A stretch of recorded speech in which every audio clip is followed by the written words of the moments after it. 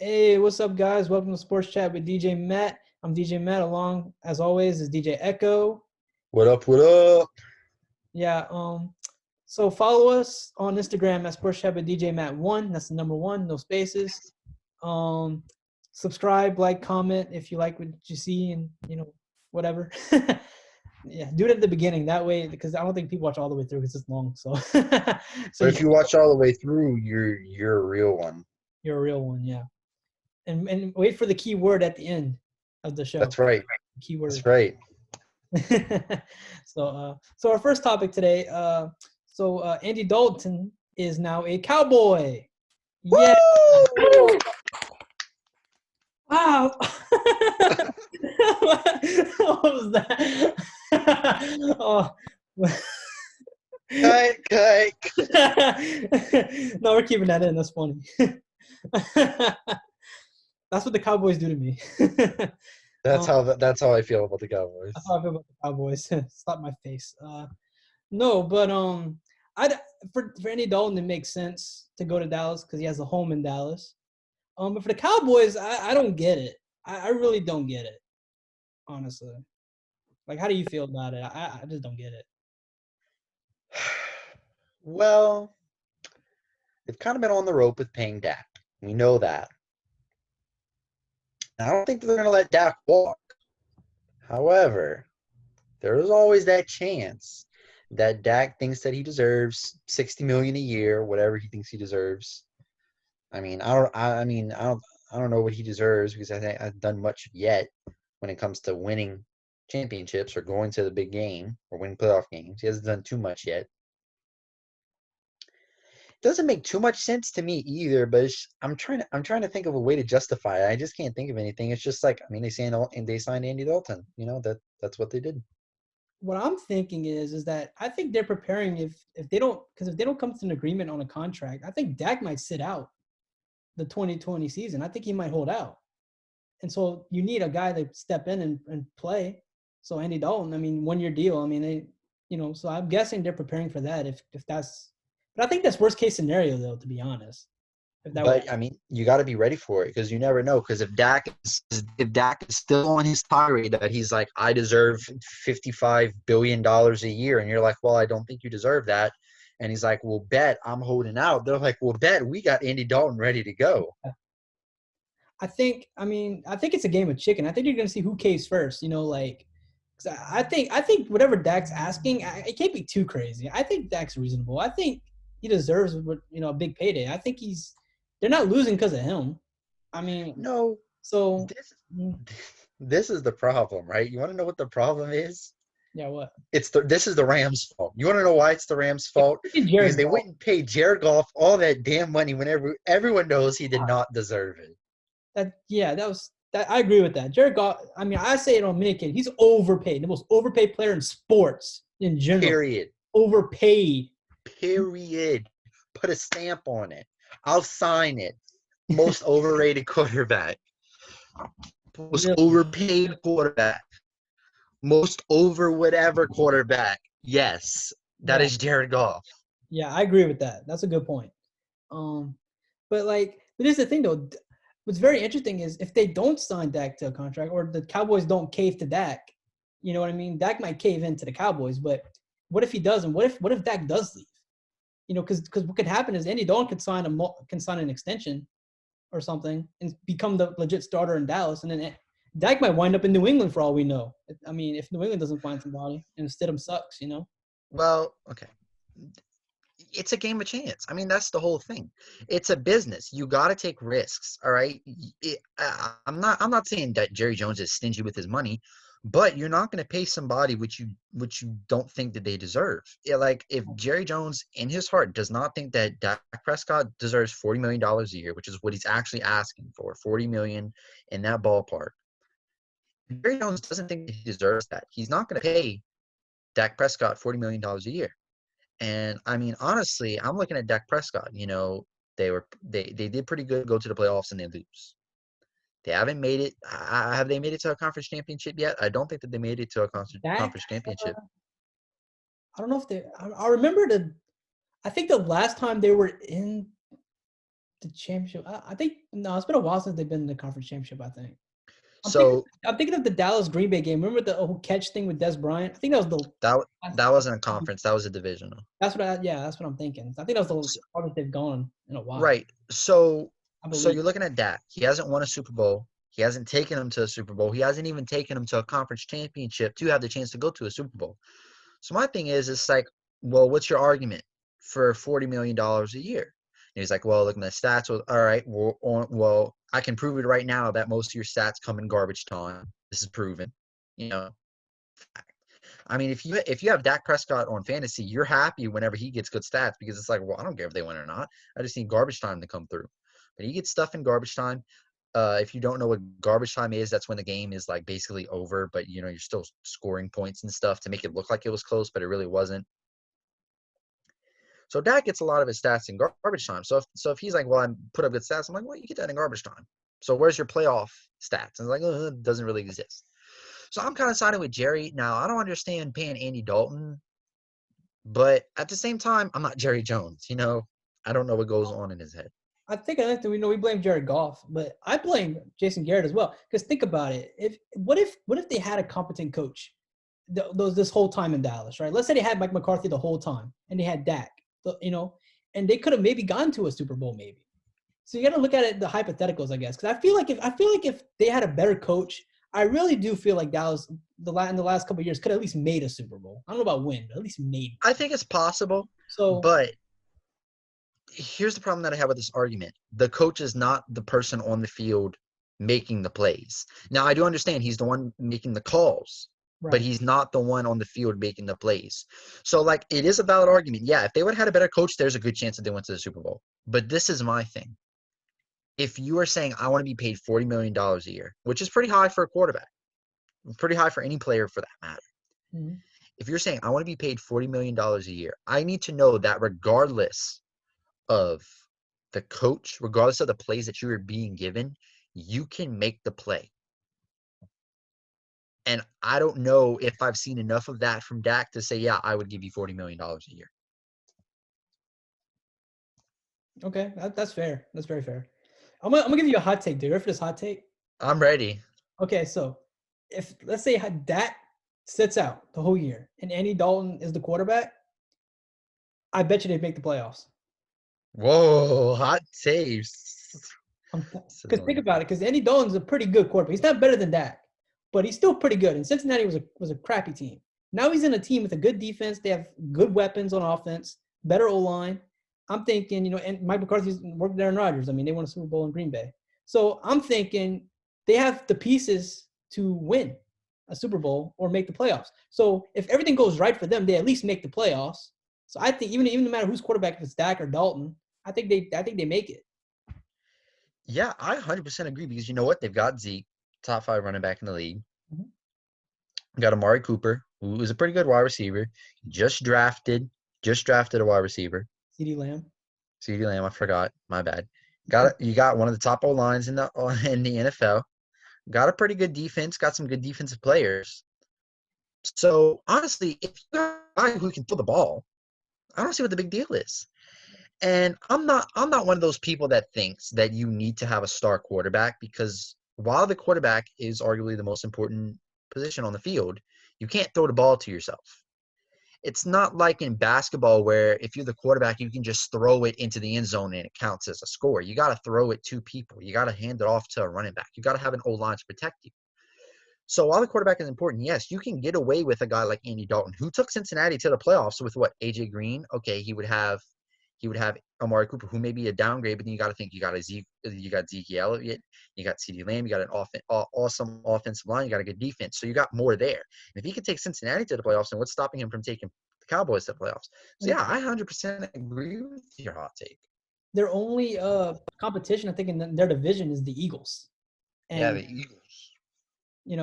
And another thing too is I saw an argument, kind of going off topic a little bit, but I saw something the other day on ESPN where it's like, who is going to lead what rookie quarterback's going to lead their team to the playoffs first, like Joe Burrow, Jalen Hurts, Justin Herbert or Tua and all them.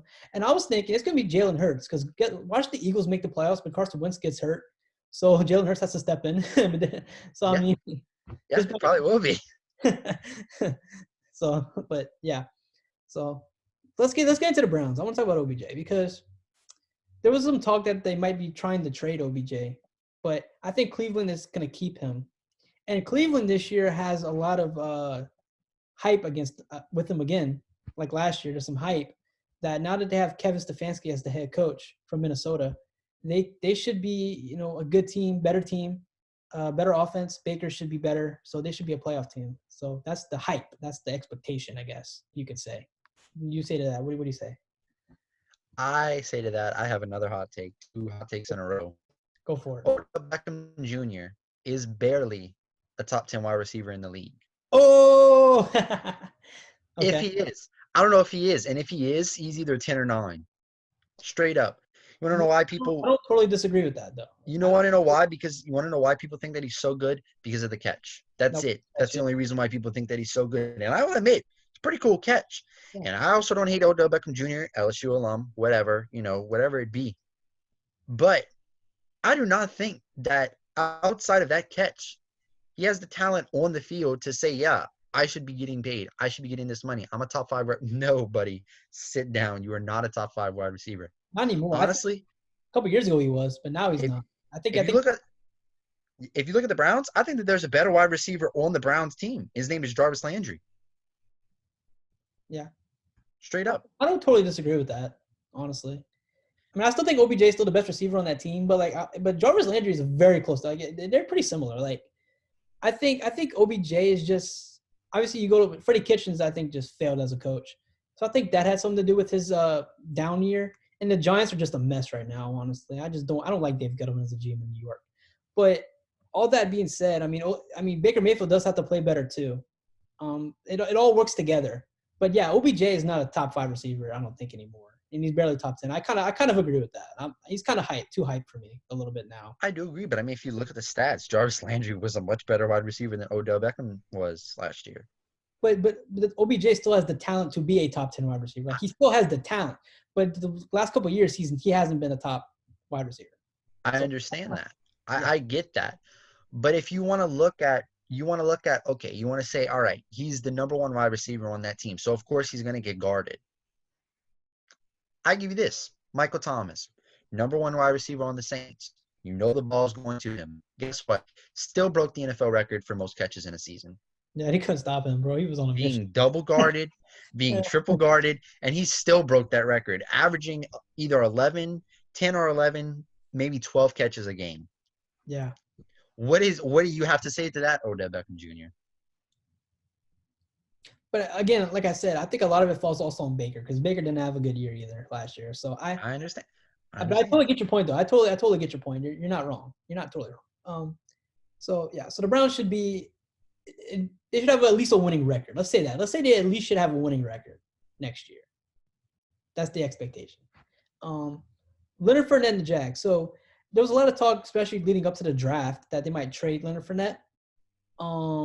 They just declined his 5th-year option, I believe. So, but they did just come out and say that he's going to be part of their future plans. So I'm guessing at the end of this year they're going to extend him or give him a new contract, I guess, because we're assuming they're going to tank for Trevor. So. Right. Well, what I heard is that the teams that they would have traded Leonard Fournette to address the running back problem in the draft. So there's really no team that they could see taking Leonard Fournette because if they needed a running back, absolutely needed a running back, because that's the only way that they're going to get rid of Leonard Fournette. And I don't know why, because he's a really good running back. But they said that the only way that they're going to get rid of Leonard Fournette is if they trade him to a team that absolutely needs a running back. And they said that all the teams that they were looking at addressed their problems in the draft. Yeah. So looks like Leonard Fournette's going to stay on the Jags. I feel bad for him, but it is what it is. But, I mean, they get Trevor Lawrence next year. I mean, you got to think, the Jaguars actually had not that bad of a draft either this year. So, I mean, I think they're in rebuild mode, obviously. And I think they're going to, in the next 2-3 years, they might be a good team. I don't know. Yeah. It's just sad to think that, 3 years ago, they were in the conference championship playing the Patriots. Ridiculous. Just imagine if Blake Bortles would have went to that Super Bowl and won it. He would have gotten paid a massive contract probably, like Jared Goff did. And And Dak still didn't get paid. Jaguars would have regretted that one if they would have done that. Blake Bortles is actually in LA. He's on the Rams. He's backing up Jared Goff, actually. Good for him. That's funny. Good for Blake Bortles. I'm gonna be honest. I don't know who's better, Jared Goff or Blake Bortles. I feel like Oh my God. pick your poison. I don't know. It's Blake Bortles is not terrible either. He's not good, but he's not bad. I mean, he's average. You know what I think? You know what I think the biggest criticism of Jared Goff is that he's just average, and that's it. He's just average. But he's over here getting a contract that someone with the talent level, like I don't know, like Russell Wilson or Drew Brees would be getting. Yeah. If Drew Brees wasn't so old, like. And you think about it, that Rams defense like 2 years ago was like really good, like really really good. So I mean, they kind of went down with that area, but I mean, and they don't have Todd Gurley anymore, so the Rams are terrible. Yeah, quick speaking of the Rams, what do you make of Clay Matthews filing that he filed something for the Rams to pay him his money? He filed a grievance or something. Yeah, a grievance. He filed a grievance. I can't remember what he filed. Something like that. Yeah. I mean, look, if he earned money and he's not getting it, I mean, he needs to get his money. I mean, yeah, I saw that. I was like, good for Clay Matthews standing up to the Rams. I mean, I just wanted to touch on it because just that's a good point. Rams don't know what to do with their money. That's all I'm gonna say. It's like they assembled such a great team, and then it's just falling apart, honestly, because they don't have Brandon Cooks anymore. He's in Houston. Todd Gurley's in Atlanta. I think Clay Matthews is still a free agent. I don't know where Clay Matthews is actually. Yeah, he's still a free agent. That's crazy. Clay Matthews is kind of old. Yeah. Yeah. Let's talk about Mitchell Trubisky and the Bears, because the Bears also declined Mitch's fifth year. So I think Mitch is gone. I think after this year, Mitch is gone. I think Nick Foles is going to win that starting job, and I think Mitch is gone. Honestly, yeah. After Patrick Mahomes has won his first Super Bowl, I think Chicago's just shaking their head like what could have been. Even Deshaun Watson would have been better than Mitchell Trubisky. You got to fire that GM. Whoever made that decision, just fire him, because like that was terrible. I mean, Jesus Christ. Like Mitch had that one good year when they went to the playoffs. That was the year the double doink, I think, was the Yeah, it was the year of the double doink, yeah. After the double doink. You want to know why? You want to know why they went to the playoffs though? Why? Oh, yeah, because they traded away their first pick for a guy by the name of Khalil Mack. It's not a bad move. I mean, Khalil Mack's a pretty good defensive player. Yeah, he's a top defensive player. You ask me. Yeah. Say what you want about the Bears in general. Their defense is actually not bad. It's up there. I think they're top 10, I think. Yeah, you got some good guys. You got Akeem Hicks. I don't know if he's still on there. I know Akeem Hicks was on there. He might be. I think he's still on there. Ex-Saint. You got Khalil Mack. You got Adrian Amos. Mm-hmm.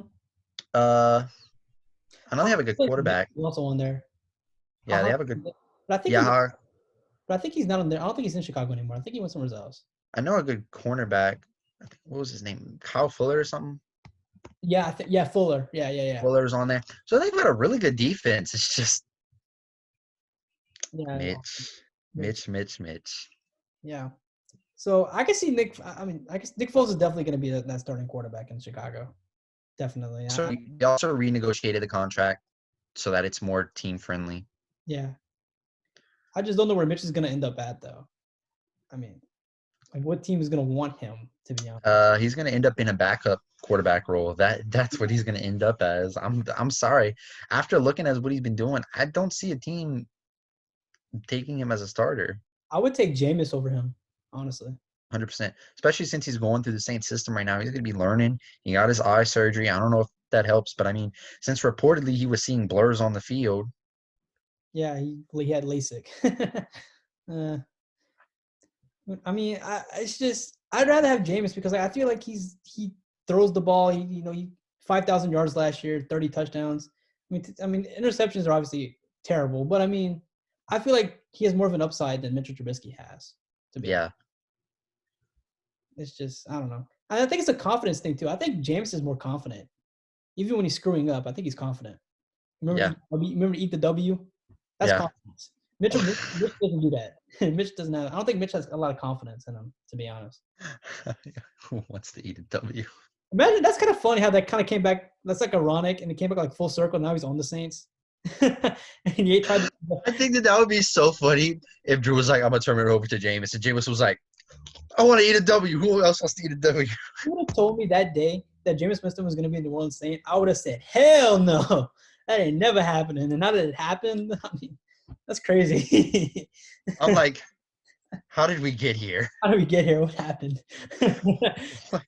What, what series of events led us to this moment?" Are we in an alternate dimension? Wow. Yeah. But You know what? You know what happened? Nickel Roby Coleman yeah, hit. idiot. He hit. Oh, what's his face? Who Oh, did he Tommy hit? Lee. Tommy Lee. Tommy Tommy Lee Lewis. He hit Tommy Lee Lewis so hard Lee. that we are now in an alternate dimension. I said Tommy Lee Jones, the actor. I Don't realized tell that. Pamela. Don't tell Pamela. Don't tell Pamela. Sorry, Pamela. If you get that reference, good for you. Oh my god. Yeah, that was big. That changed the NFL. Um, Yeah. so, also we gotta mention this: the schedule, the NFL schedule, like the dates and stuff, is coming out tonight. So Yeah. that's gonna be interesting. So we know who the Saints were playing, but now we find out when they're playing them, like the times and Right. stuff. So I think there's a growing sense of that they're gonna start the season on time. I think the NBA is gonna start pretty soon because they're ramping it up in the NBA. Right. Well, I mean, I don't want to make this political, but if you look at the numbers, they're going down. Yeah. So Regardless what you may hear, if you actually look at the numbers, they're going down. It's not as bad as people are making it out to be. Again, not to sound political, but just saying. states are starting to reopen, so training facilities and all that stuff is going to start to open. I think the NBA best case scenario is I think they said July or something that they might start back up again. Best case scenario. So if the NBA is starting up in July, you got to imagine the NFL could start up in September, like they normally do. I feel like they can. If the NBA is Yeah, playing, they exactly. can play. So that's very encouraging. So Right. They also said that there are going to be no international games this season. They've ruled that out. yeah, makes sense. Um, so I hope that's the case. I hope we get some football. So as we transition into more basketball talk now, so like I said, the season might start back up in July. They're gonna probably go straight to playoffs. And there's talk that the NBA season might now start in December, like Christmas Day might be the opening day of the NBA, which I like because think about this. So during the summer, right after June, the NBA is over. There's like 2 months of nothing, right? Just baseball, and not. I mean, there's a lot of baseball fans, but like, there's no one that's really like baseball fans. You know what I'm saying? Right. And the issue is that it's baseball regular season. It's not baseball So, postseason. so it's kind of in the summer months. There's really nothing in sports wise that's really that interesting. But if the NBA starts in December, late December, they could have the playoffs in June and July, and like they can end. And by the time they end, the NFL's starting up also. So like year round, you're either getting football or basketball at some point of year, like all year round. So I really like that. I'm actually for that because I just think it'd be just better than just baseball. Yeah, 100%. I think that would be way better. And I mean, like I've heard so many things. I don't know what you've heard about NBA, but like one day it's canceled, the next day they're going to Vegas, and the next day it's just going to be a best out of 3 or whatever. They're going straight to Yeah, playoffs. They want to play the rest of the season. the NBA has not put out an official word on that yet, so those are just rumors. But I think they might do if they start up in early July, they might be able to do the 7 game series still, because the NBA playoffs only take like a month, really, like all of like end of April and all of May. That's about it, because then you have the finals at the end of May and beginning of June. So if they go from July, they're gonna be done by middle of August maybe, and then just in time for the NFL to start back up again. Like, you know what I'm saying? Yeah, because the NBA definitely does not want to run into the NFL season. Because in August it's just the preseason. I mean, Nobody really cares about that. But I mean, I like it because it's football. But I mean, it's preseason. No one, like you said, no one cares. So if they Yeah, have preseason. Yeah, preseason is more for the GMs and stuff, and see who they're cutting and who they're keeping.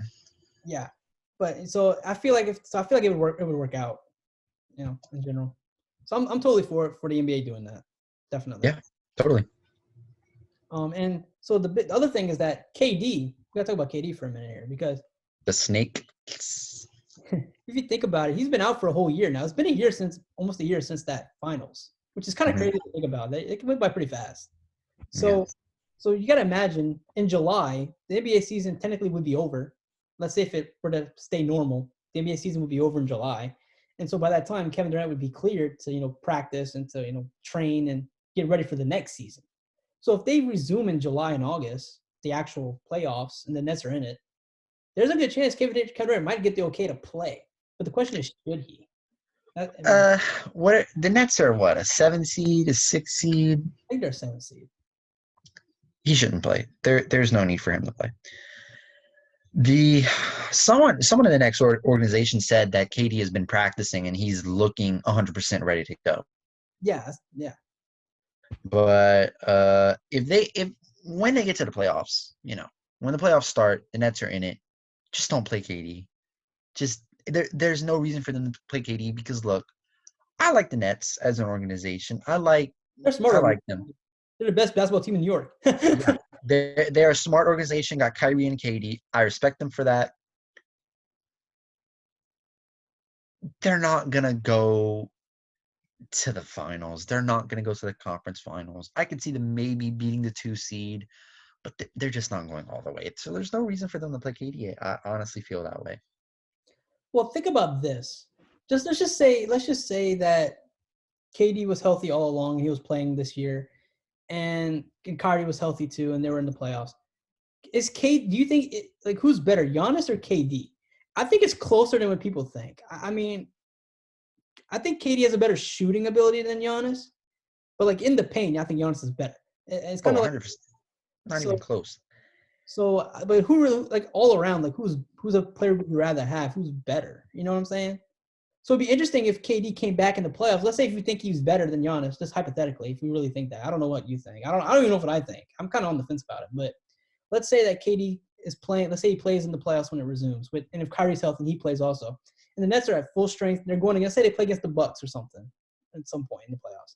Right. Who do you think is winning that series? I think it's close. I think it goes 7 games easily. That series. I don't know. The whole KD Giannis debate is very similar to the KD LeBron debate. Yeah. Because LeBron and Giannis, while they're not the same player, have very similar play styles.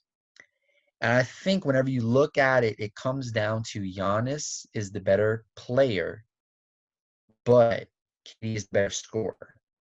Yeah. I can see that argument made. However,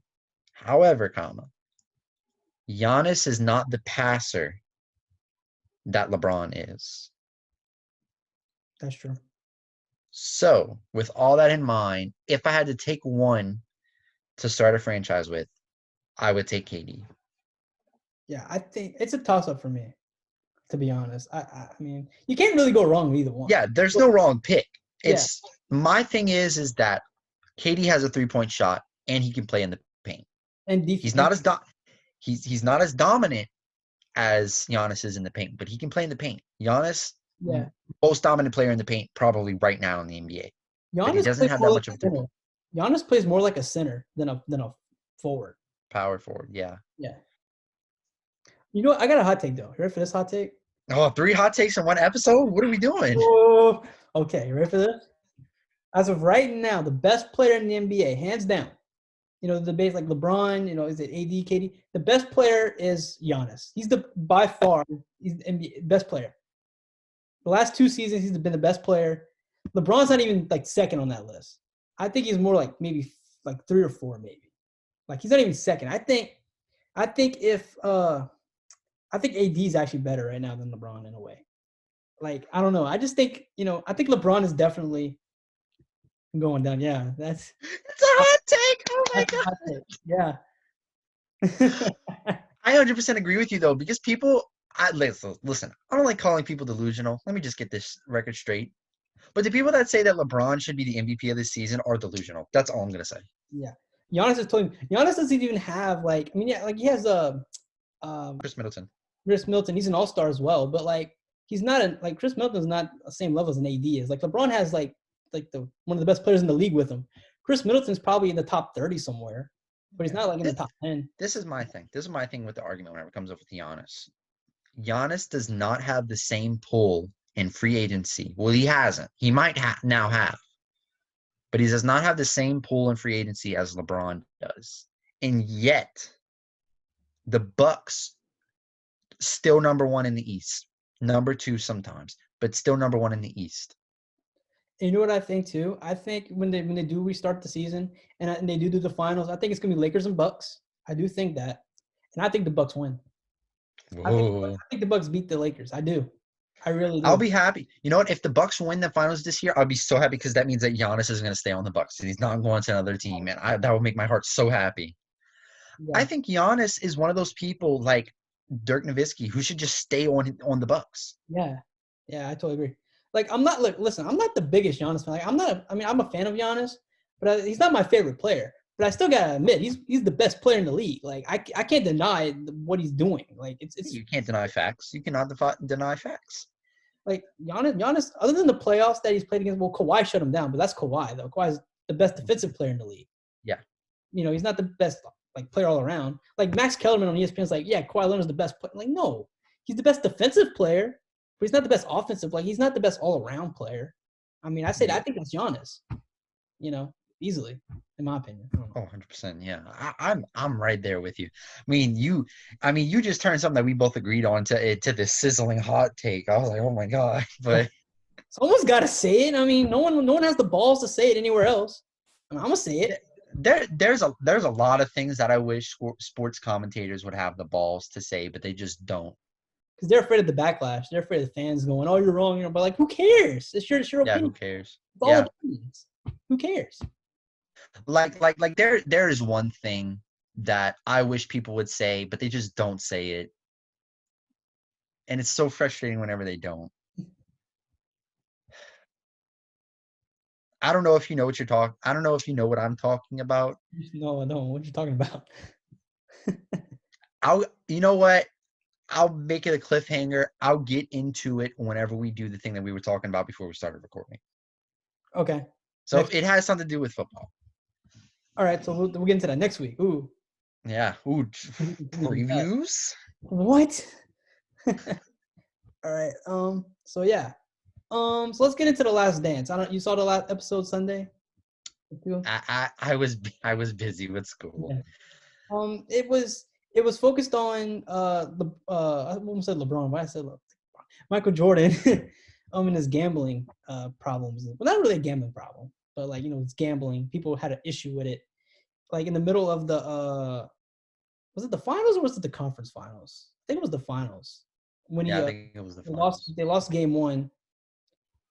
And when he went to with his dad to like Atlantic City or something, and you know, they were gambling and stuff. But then he comes back and they win the series. This is the thing about Jordan, and he said this, and I 100% believe that this is true. He said, "I can stop gambling anytime I want to.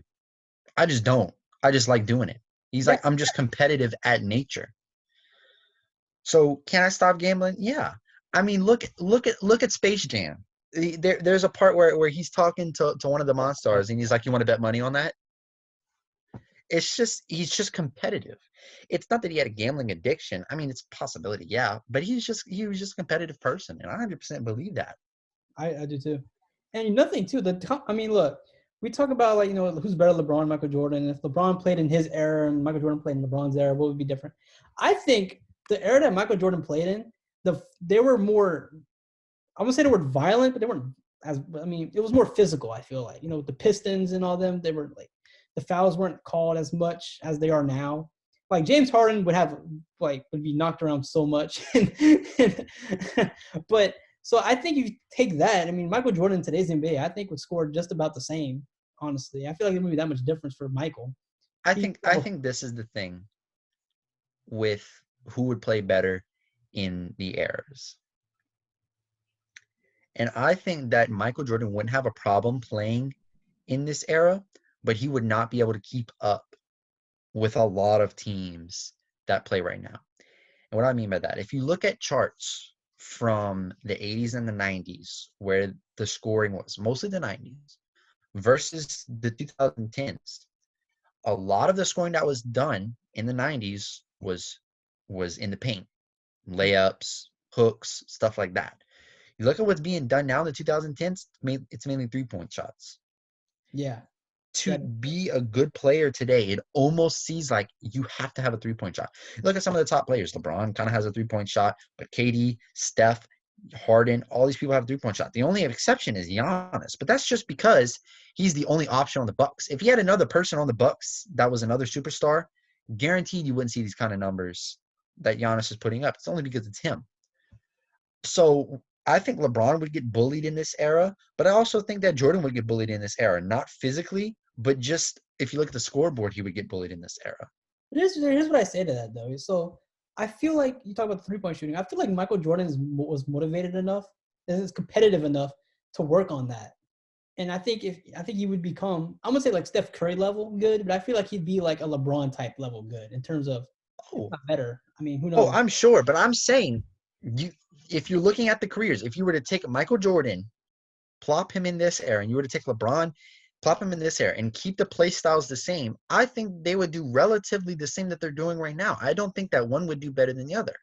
Because I think LeBron is pretty physical. I don't know if he's up to the level of the bad boy Pistons, but he's pretty physical. And Michael Jordan, Pistons trying to hurt Jordan. exactly. And Or Michael Jordan, he could figure it out. I mean, look at Giannis. He's dominating. If you put Michael Jordan's on the Bulls right now, he would do fine. He would do fine. yeah, yeah.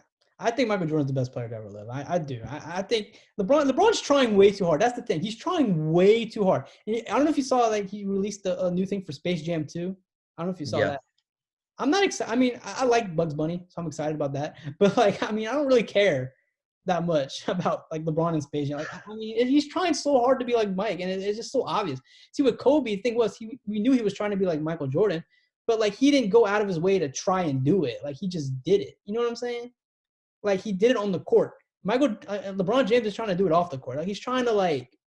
I mean, I don't know. I just feel like he's just trying way too hard. Right, but it also doesn't help that for years he's had people compare him to Michael. Yeah, that's true too. It was kind of forced upon him, but I think now that he's kind of embraced it in a way. I feel like he's trying to do I it. mean, you're not going to tell me that if Zion plays like he played for this season, if he consistently plays like that for the next 4 or 5 seasons, you're not going to tell me that people are going to start saying, "Oh, is Zion the next Jordan?" Oh You're yeah, not going to tell me that people are going to start doing that. well, no, what they're going to do is they're going to say that is he the next LeBron or the next Giannis, and then like after he gets past them, if he proves to be better than them, then it's going to go to, is he the next Kobe? Is he the next Shaq? Is he the next Michael Jordan? All that stuff. Is he the next Charles Barkley? I've seen a lot of comparisons already to Charles Barkley with Zion. Right. But what I'm saying is you're not going to tell me that if the sports media has been comparing you to the greatest basketball player who ever lived for multiple years, you're not going to tell me that at some point you have to say, you know what? I believe it. All these people are making the case. I'm going to start playing like I think I'm the best person. I'm the best player that's ever lived. You're not going to tell me that that's not true because the appeal of Jordan is not just his on the court stuff. It's also his off the court stuff. Part of the reason why Jordan is the greatest basketball player who ever lived is because of the shoes, is because of Space Jam. It's the on the court stuff, yes, but it's also the off the court stuff. Yeah, makes sense. You look at players like Wilt Chamberlain, Kareem Abdul-Jabbar. They were really good players, but you know why they're never mentioned in the account of who's the greatest player that ever lived, and it's just LeBron and Jordan, and sometimes Kobe. Maybe you can throw Shaq in there. It's because Wilt and Kareem were not the off the court presence that Jordan, that LeBron, that Kobe, that Shaq is. And also with social media in general expanding, that kind of helps the athletes kind of get out more too. So that has something to do with it as well. Exactly. I know that is a thing, but it's like there's a reason why whenever you look at the debate, it boils down to LeBron versus Jordan, not Kareem or Wilt You know or what? what have you. Wilt was a beast though. He's the only player to score 100 points in an NBA game. In an era with no 3-pointers, they're just 2-pointers. I mean, think Yeah, about that. Wilt was also a Pat statter, but Yeah. First Russell Westbrook, huh? Yeah, a lot of people have said, yeah, his numbers are amazing, but he also cared more about his stats than the team. Yeah, but at that age, the NBA was still kind of just starting out, being new, and so Yeah. people cared, but they didn't care as much as they do now about it. Still, So. still something to consider. Well, Still impressive. something to put into your mind. The closest person I think was Kobe with 81. Kobe with 81. Yeah, he's the second highest. Yeah, and then Devin Booker has like what 70 something, 77. Yeah, 70 something. Yeah. So I mean, yeah. So I think Wilt should get some more respect. Put some respect on that boy's name. Yeah, I'll put some respect on his name, but at the same time, was he Jordan? Yeah. I'm excited about that we're gonna get like a Kobe Bryant documentary pretty soon too. I don't know when, but like pretty soon. It's coming. They're talking about it. So I'm ready for that. So these documentaries are good. I wish ESPN would. I mean, ESPN does a lot of documentaries, but like nothing as interesting as this though. Like I wish they would do more stuff like this. Like pick a team. Let's say they follow Tom Brady for his last season in Tampa Bay, maybe, or imagine they followed him in New England last year. That'd have been a cool documentary. See how he, they need to do more stuff like that. I really enjoy that. I really do. Yeah, the only problem with that is like, unless a player outright comes out and says this is my last season, it's hard for you to go and do that. Yeah. Like with Kobe, it's going to be sitting around. This was his last season, and they're probably going to have some stuff about after. And of course, they're going to touch on the death. But like, unless you come out and be like, "Hey, this is my last season," you can't go over there and be like, "Oh, this is the last." You just never know. You know what I wish too that they would do like Hard Knocks. They do the training camp for the NFL. They follow a team around, and I think this year's the LA teams. Both LA teams they're following this season. But I wish they would do the whole season, like not just the training camp, but like the actual whole season. I feel like it'd be so interesting to see how a team operates throughout the whole season, like the locker room interactions and what the coach's decision is throughout the season. I feel like that'd be so interesting and more enjoyable than just the training camp stuff. Yeah, I mean the training camp is fun. I mean, you got the greatest thing that was DeAndre Hopkins and D'Angelo Hall, and you know what I'm talking about. Yeah, yeah. Like And that was some gold. you have to think that coaches when they're on camera, like in press conferences, they talk about respecting the other teams and stuff like that. They rarely like talk trash. You got to imagine in those locker rooms, like Oh yes. So much crap probably about the other Oh team. yes. I want to see people like just like players talking crap. I want to they do it. They just don't do it on camera. 100%. 100%. I want to see that. I want to see some like the locker room talk. I want to see like how the players actually really interact. Like, you know what I mean? I feel like that gives such an insight into like them as people, and that's really fascinating to me. And I want to see that. So they should really do that at some point. If it's with Tom Brady, I mean, I don't know. But yeah. So anything else you want to talk about? Anything else on your mind? No, I'll just discuss a couple things after the camera turns off. It's fine. Should we tell them what we're doing next week, or just to give them a preview? Go ahead, give them a preview. You made it this far, you get to know what's coming up next week. If you made it this far, you get to know what's coming up next week. So we got that thing that you were talking about earlier. That's right. So that's coming up next week. Also next week we'll be doing our first tier list, which is going to be our power rankings of the top 10 NFL teams coming into next season. So we're going to both of us going to make each of our own list. We're going to compare our list, and we're going to see. And obviously we'll talk about other news. If other news comes up, we'll also talk about that quickly. But the main point of next week's episode is going to be the list. Right. So detailed tier list of the top 10 NFL teams post free agency, post draft, going into the 2020-2021 season. Also, if you made it this far, comment the word ice because of how spicy this episode was with 3 hot takes. That's right. Comment the word ice. If you made it this far, you're a real one. We love you. Thank you guys for watching. Remember to like, subscribe, comment. Follow us on Instagram at Sportschat with DJ Matt 1. That's number 1 basis.